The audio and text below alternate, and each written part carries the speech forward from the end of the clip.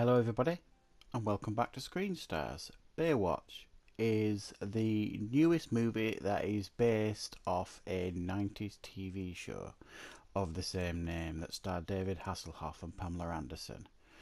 And this movie is directed by Seth Gordon, who brought us Horrible Bosses, and it stars Dwayne "The Rock" Johnson, Zac Efron and Alexander Daddario.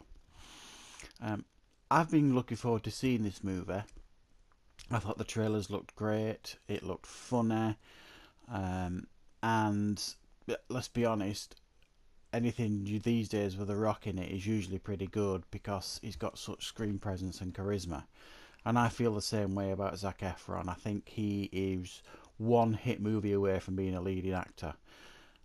Everything I've seen him in, the Bad Neighbours movies and this, he's got great charm and great presence and good comedy timing. So I think he's, like I say, only one hit away from a big leading role, Zac Efron.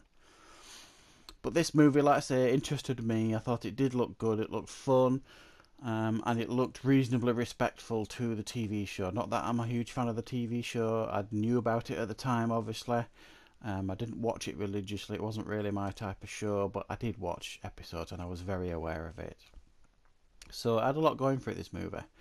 And then it came out, and then it got absolutely mauled by the critics, as usual, as this sort of thing tends to do, this sort of movie. And I suppose you could say that this has been a bit of a flop financially. So it seems to be. It's not finished its run at the cinema yet, so I was a little bit on a downer with it. I felt a little bit let down. But after watching it, I'm kind of thinking, what was all the fuss about? It's alright, is this film? There's nothing wrong with it. It's kind of what I expected to get from watching the trailers.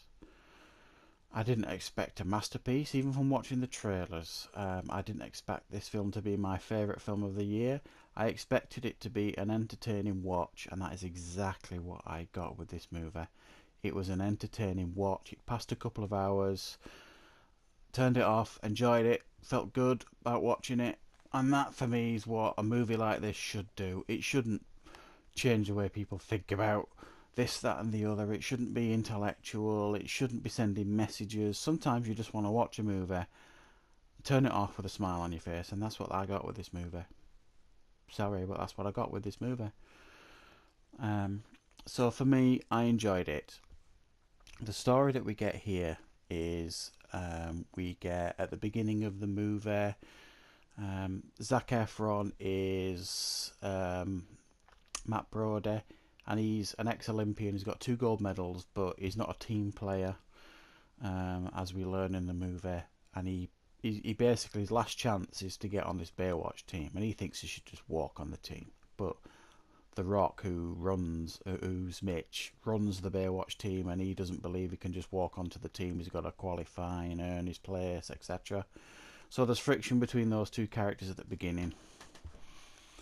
And so, like I say, you've got Zac Efron's character trying to get on the Baywatch team, even though he's not really interested. Then you've got The Rock, who takes the Baywatch thing, I suppose you could say, a little too seriously.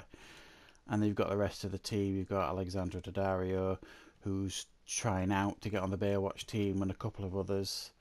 We also have John Bass, who tries to get on the team, and now he's like the comedy sidekick in this movie, who is normally a character who everybody tends to hate, the comedy sidekicks, but he was great in this movie. I found him very, very funny. So that's the setup initially of the movie. You learn about the Baywatch team. You see him doing a couple of rescues. There's some laughs and fun happening. But in the background there is a storyline where there is a woman who lives on the bay who's trying to buy up all the property. She's selling drugs, trying to bribe officials, etc., etc. And that's the biggest issue with this film that I have, is that storyline. It just doesn't fit, doesn't belong, and it's boring, really. She's a weak villain, and this storyline is kind of boring, and it doesn't really work for this movie. I think if they'd have toned it back a little bit in regards to that element of the movie. Um, this film probably would have worked a bit better because it just didn't work. The drug baron on the beach storyline, it's been done before many times. Um, so that side didn't work, but I felt everything else in this movie did.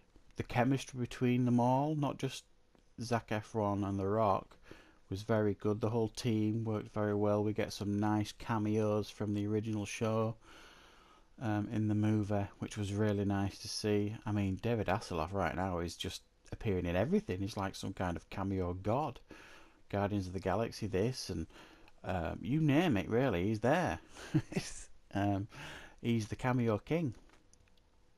So, if you was worried about seeing this movie because of the scathing reviews it were getting, pretty much ignore a lot of them reviews, because what you saw in the trailers, if you thought what you saw in the trailers was funny, you're going to enjoy this movie, because it is funny. It hits where it needs to hit. It is funny where it needs to be funny. And the important thing is this film doesn't take itself too seriously. It knows what it is. It's self-aware of what it is. And it doesn't push the crude humour too far either. It's just right. Like the recent movie I reviewed, Chips, went way too far. This one was just right. So, yeah, I'm glad I saw this and I enjoyed it. And it was better than I thought. So, yeah, give this one a go. You'll have fun.